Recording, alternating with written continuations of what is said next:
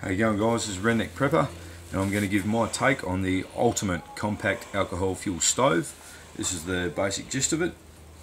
But I'm going to give, there's a few different videos on how to, but I'm going to give my gist of it and what to do to make things a little bit simpler.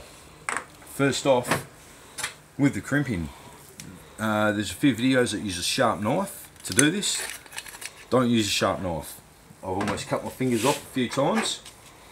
Use a blunt knife and you'll get a lot larger indent. 2 fingers apart, sharp indent, slight indent.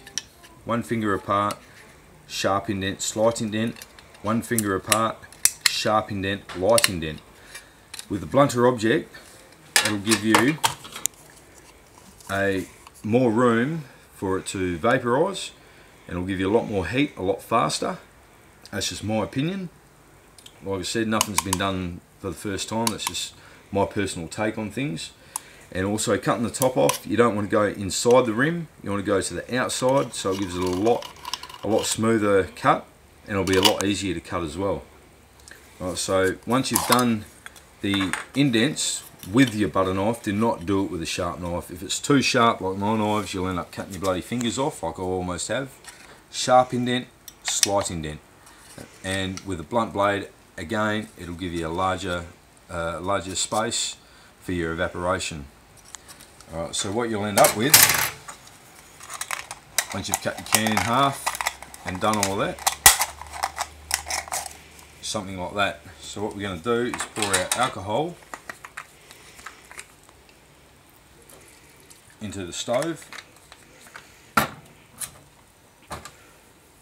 I'll light my match while I do this. Obviously out bush it'll all be done a bit differently, but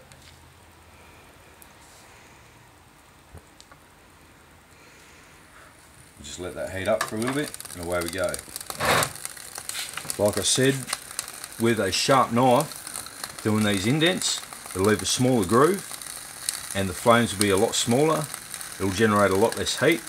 With the larger grooves, using a butter knife or a blunt object, it'll give you larger grooves, more heat, a lot faster. Just put your pot on like that. You can go down a bit, Curse, and just get that. And obviously, the more fuel you put in, the longer it will burn. And that will keep burning. The amount of fuel I put in there, probably 1/4 of a can. It's just nail polish remover.